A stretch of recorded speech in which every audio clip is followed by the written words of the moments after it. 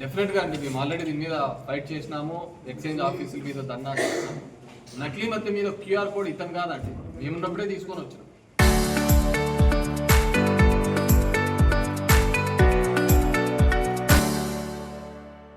నేను సింపుల్, మీరు లాజిక్ ఆలోచించండి. తక్కువ ధరతో మంచి మద్యం ఏ విధంగా దొరుకుతుంది, క్వాలిటీ మెయింటైన్ చేయాలంటే కొద్ది కాస్ట్ అవుతుంది.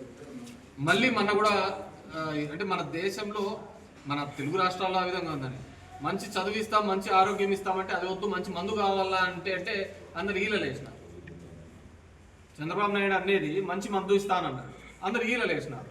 మంచి విద్య ఇచ్చినాము జగన్ రెడ్డి చెప్పినాడు, మంచి వైద్యం ఇస్తాము ఆరోగ్యశ్రీ తీసుకొని వచ్చిన జగన్ రెడ్డి, దానికి ఎవరు వీళ్ళలేలా తప్పట్లు కొట్టారు, కేకలేసినారు. ఎందుకంటే మనకు అదొకటి ఎందుకు అలవాటు ఏంటి, మన కష్టం వచ్చినా నష్టం వచ్చినా మందు ముందర చెప్పుకుంటాను, కానీ ఇంట్లో పిల్లల దగ్గర కూడా చెప్పుకోవటం. అంత మందుకు చెప్తే అదే తీర్చేస్తాను అనమాట. సో డెఫినెట్గా నకిలీ మద్యం విషయంలో క్యూఆర్ కోడ్ అప్పట్లో జగన్మోహన్ రెడ్డి గారే తీసుకొని రావడం జరిగింది. ఏ బ్యాచ్ అయితే అక్కడ నుంచి అవుతుందో, బ్రీవరీస్ నుంచి వస్తుందో, డిస్టిలరీస్ నుంచి వచ్చి షాప్కి వస్తుందో, డెఫినెట్గా అక్కడ నుంచే క్యూఆర్ కోడ్ నుంచి బయటకు రావడం వచ్చేస్తుంది. ఇక్కడ నేను చెప్తున్నది ఏంటంటే మా అనంతపురం ఇప్పుడు మాకు దగ్గరనే మొలకల చెరువు మన దొరికిన ప్రాంతం, అలాంటివి చాలా ఉన్నాయి అంటున్నాను. మా ధర్మవరంలో ఇప్పటికి చెక్ చేసుకోండి. ఈరోజు ప్రెస్ మీట్ పెట్టాను, నేను ఆ రోజు కూడా ఈరోజు ప్రెస్ మీట్ పెట్టినా కదా, ఆల్ ద షాప్స్ అన్ని క్లోజ్ చేసేసి పారదర్శకంగా పోయి చెక్ చేయమనండి. 70% దాంట్లో దొరుకుతారు కలిపి. ఎందుకంటే అదేవిధంగా ఇక్కడే షాప్లలో కాదు నేను చెప్పేది, బెల్ట్ షాప్లలో కూడా వీళ్ళన్నీ వేలపాట పెట్టి వేయించారు. వేలపాట పిలిచినప్పుడు 2 లక్షలు, 3 లక్షలు, 4 లక్షలు ఆ సరుకు తీసుకోబోయి అంతకే అమ్ముతూ ఉంటే వాళ్ళకి గిట్టుబాటు కావడం లేదు. డెఫినెట్గా ఆ విధంగా ఉన్నప్పుడు కల్తీ చేసే పరిస్థితి వస్తుంది. ఎందుకు కల్తీ చేయాల్సి వస్తుంది? వాడు అమ్మిన ప్రైస్ కంటే వీరికి లాభం రావాలి, వీడు ఆక్షన్లో కొనింటాడు, వీరికి డబ్బు రావాలంటే ఎలా వస్తుంది? ఖచ్చితంగా అది కల్తీ చేస్తేనే వస్తుంది. సో అదే విధంగానే జరుగుతుంది. జోగి రమేష్ అన్నను అదేవిధంగా వాళ్ళ బ్రదర్ గారిని కూడా తప్పుడు కేసులలో నకిలీ మద్యం కేసులు అని చెప్పేసి ఈ ప్రభుత్వం వచ్చిన తర్వాత చేస్తున్న దానిని ఆయన బహిరంగంగా ఎత్తి చూపడంతో ఆయన మీద అక్రమంగా కేసు రిజిస్టర్ చేసి దగ్గర 83 రోజులు నిర్బంధించే కార్యక్రమం చేయడం జరిగింది. ఒక కపుల్ ఆఫ్ డేస్ బ్యాక్ ఆయన బెయిల్ మీద బయటికి రావడం జరిగింది. ఈ కూటమి ప్రభుత్వం వచ్చిన తర్వాత ప్రతి ఒక్కరి మీద ఏ విధమైన తప్పుడు కేసులు పెడుతోంది, ఏ విధంగా ఇబ్బంది పెడుతోందో మనం అందరం చూస్తున్నాం. ఆ రోజు జరిగిన సంఘటనలో హాస్పిటల్లోకి కుటుంబ సభ్యులందరూ పోయినప్పుడు కూడా అక్కడ ఏదో డ్యామేజ్ చేశారని తిరిగి కుటుంబ సభ్యుల మీద కూడా కేసులు రిజిస్టర్ చేసిన సందర్భం. ఇవే కాదు, ఓవరాల్గా కూడా రాష్ట్రంలో లా అండ్ ఆర్డర్ పరిస్థితి, అక్రమ కేసుల పరిస్థితి ఏ విధంగా పెడుతున్నారని ప్రతి ఒక్కరు తెలుసుకుంటాం. మర్డర్లు చేసిన వాళ్లకు, కొట్టిన వాళ్ళ మీద కేసులు లేకుండా కోడి కోసినారని, గొర్రెలు కోసినారని తప్పుడు కేసులు పెడుతున్న సందర్భాన్ని కూడా చూస్తుంది.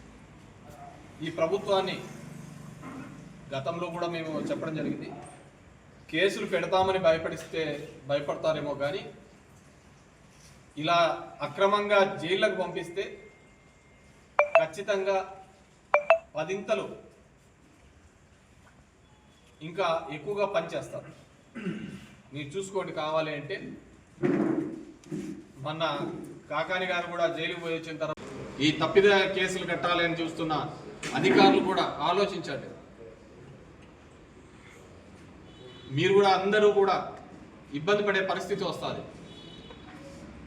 కేవలం సన్నిహితులుగా ఉన్నారు, ఫోటోలు చూపించారని.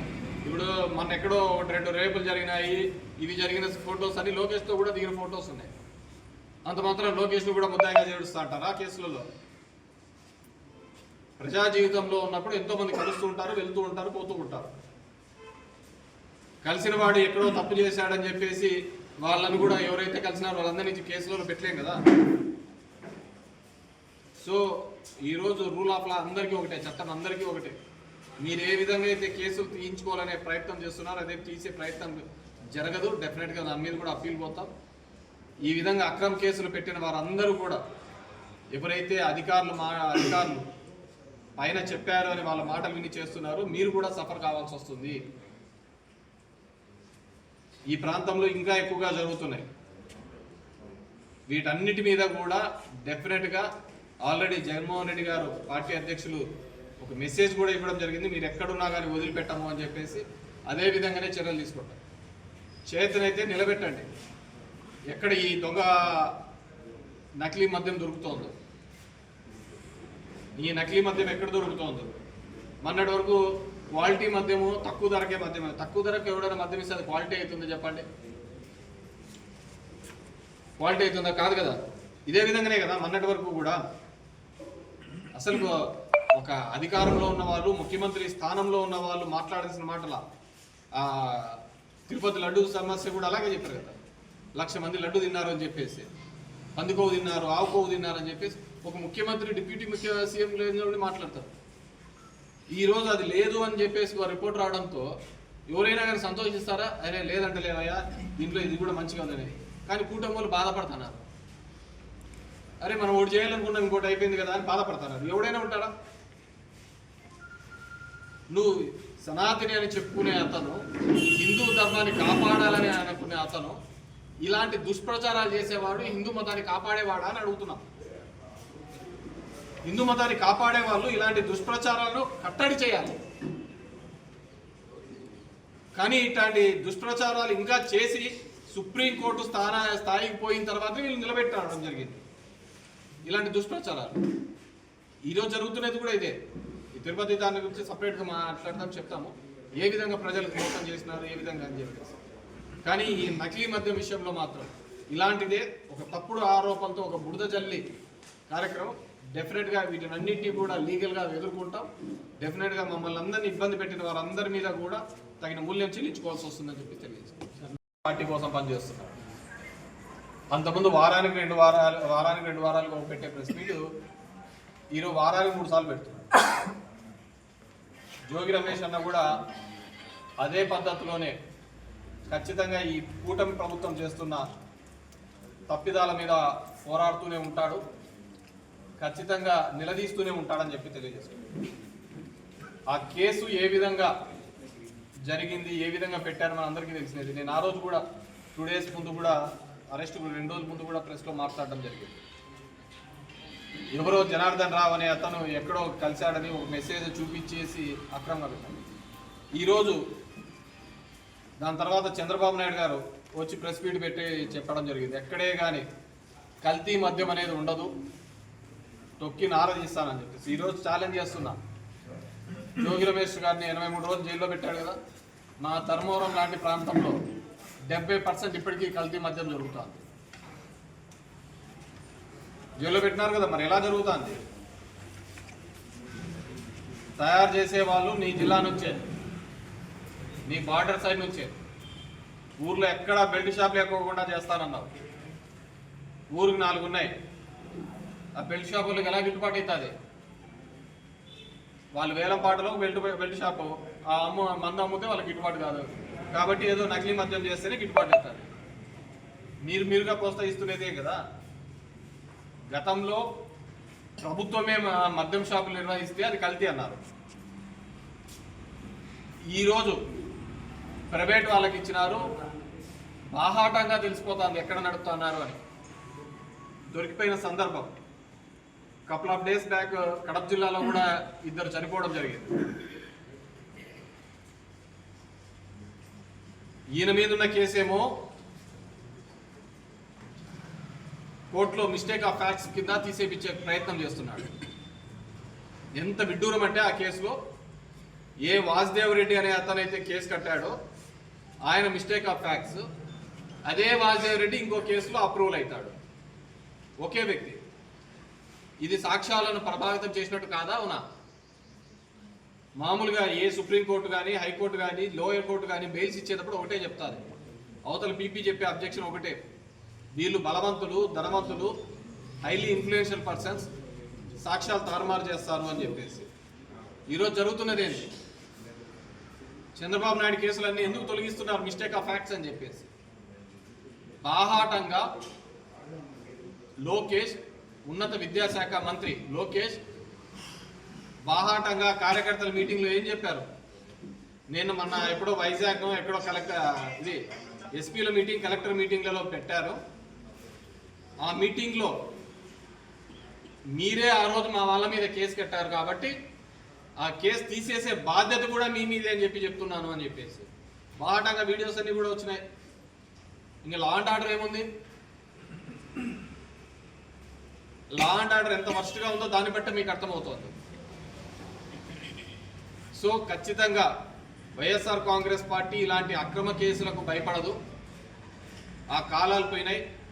మీరు జైల్లో ఎంతమందిని వేస్తారో అంతకు పదింతలుగా మళ్ళీ కూడా మీరు చేసే తప్పిదాలను ప్రశ్నిస్తాం, ఎదిరిస్తాము, మాట్లాడతాం. అది వైఎస్ఆర్ కాంగ్రెస్ పార్టీ. మా కేసులు కొత్తే కాదు.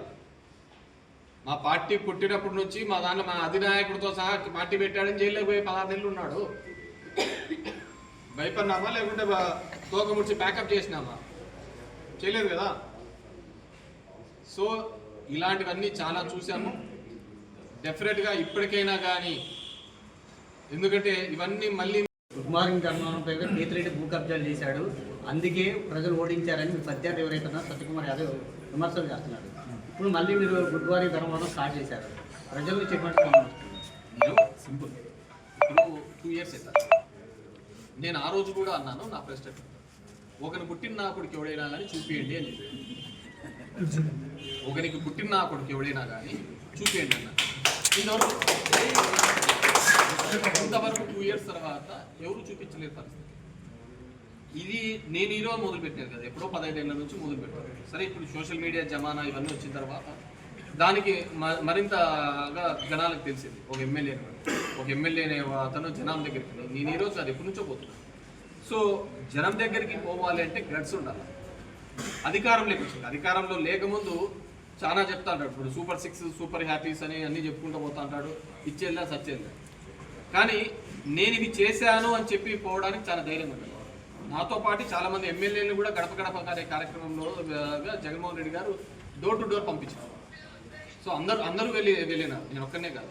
నేను ఈ ప్రోగ్రాంతో సంబంధం లేకుండా ఎప్పుడో 15 ఏళ్ళ నుంచి తిరుగుతున్న సందర్భం. ఇప్పుడు నేను అలాంటివి చేసింటే, నేను తిరిగిన ప్రాంతంలో కావచ్చు, నేను ఎక్కడైనా కానీ ఒక్కటన్నా ఆధారం చూపించాలి కదా. వాళ్ళ చేతిలోనే కదా ప్రభుత్వం ఉంది, ఇంతవరకు ఎందుకు చూపించలేదు? సో ఇవన్నీ చేతగానం.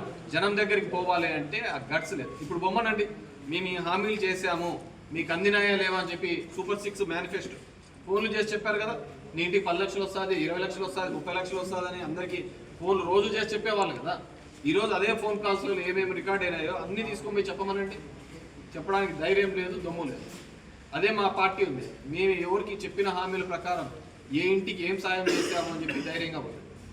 సో పబ్లిక్ దగ్గరికి ఎలక్టెడ్ రిప్రజెంటేటివ్ పోవాలి అంటే యూ షుడ్ హ్యావ్ గట్స్. ఈరోజు చెప్తున్న సత్యపోయి తిరగమని చెప్పండి. ఈరోజు చెప్తున్న తెలుగుదేశమో కూటమి వీళ్ళు ఏదో హడావిడి చెప్పి రామా మెరుపుతీగా అని చెప్పేసి అప్పుడప్పుడు వచ్చి పోవడమే తప్ప ఎప్పుడు పోయి జనం దగ్గర పోయి కలిసినారు. సో జనం దగ్గరికి వెళ్తే వాళ్ళకి సమస్యలు ఉన్నాయా లేవా అనేది తెలుస్తూ ఉంటుంది. కబ్జాలు చేసినారా లేదా అనేది కూడా తెలుస్తూ ఉంటుంది. వాళ్ళు కూడా తిరగండి, రోడ్డులో తిరగమని చెప్పండి. నేను ఎక్కడ చేశానో చూపిమనండి. చేతనైతే వాళ్ళ మీద దాని మీద యాక్షన్ తీసుకుంటాను. చరిత్ర సృష్టించినోడు ఇప్పుడు ఆ చరిత్రని తిరగరాయబోతున్నాడు. అబద్ధాల గోడల్ని బద్దలు కొట్టి నిజాలను రాగా మీ ముందుంచబోతున్నాడు.